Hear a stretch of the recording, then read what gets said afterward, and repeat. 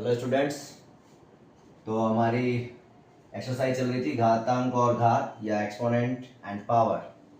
तो देखिए इसके जो क्वेश्चन करते हैं तो कुछ फार्मूलाज हैं। अगर ये फार्मूलाज हम ध्यान रखते हैं तो इनके जो क्वेश्चन हैं इससे रिलेटेड वो बहुत आसानी से हम कर सकते हैं। तो मैं आज यहाँ केवल फार्मूला लिख के बता रहा हूँ आपको। अगर यहाँ देखें तो पहला जो हमारा फार्मूला है a की power m multiply by a की पावर n। अगर यहाँ ध्यान से देखें तो ये मल्टीप्लाई हो रहा है, दोनों में जो बेस है वो a है और यहाँ उनकी जो पावर है वो यहाँ अलग अलग है।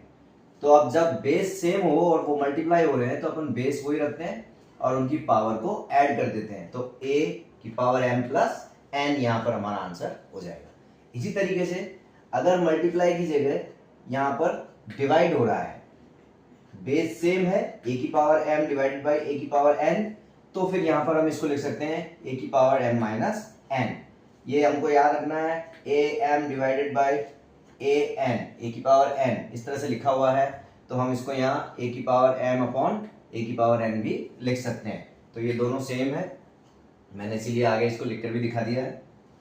नेक्स्ट है a की पावर m और ये ब्रैकेट में है और ब्रैकेट के बाहर एक और पावर लगी हुई है n। इस तरह से अगर कोई क्वेश्चन है जहां पर एक डिजिट है उसकी पावर और उसके बाद ब्रैकेट के बाहर भी पावर इस तरह से लगी हुई है तो इन दोनों को हमें मल्टीप्लाई करना होता है।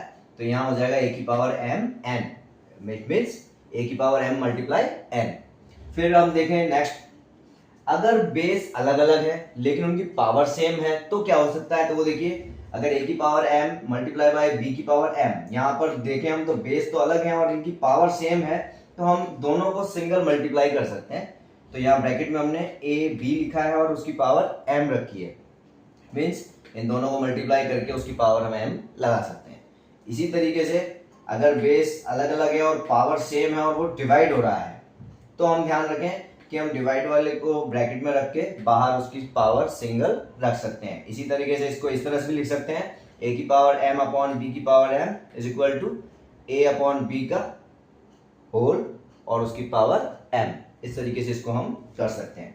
एक और बहुत इंटरेस्टिंग है कि डिजिट चाहे कोई भी हो, अगर उसकी पावर 0 है, कोई भी अगर नंबर है और उसकी पावर 0 है तो याद रखना है नंबर उसका आंसर 1 होगा। 999 की पावर 0 इट मीन्स 1। तो ये हमको याद रखना है, कितना ही बड़ा डिजिट हो अगर उसकी पावर 0 है तो उसका नंबर n होता है। एक ये मैंने पहले आपको बताया था a की power minus m is equal to 1 upon a की पावर m, इसको हम लिख सकते हैं। यहाँ पावर माइनस में है, यहाँ प्लस में है, तो ये आपको याद रखना है कि इस पावर को हम यहाँ पर अपॉन में लिख सकते हैं। a m के लिए अगर ध्यान हो तो a की पावर माइनस m क्या है, इसका मल्टीप्लिकेटिव इनवर्स है, गुणात्मक प्रतिलोम है। तो ये चीजें अगर याद रखें हम और इन फॉर्मूलाज को ध्यान रखें तो इनसे रिलेटेड क्वेश्चन हम बड़ी आसानी से कर सकते हैं।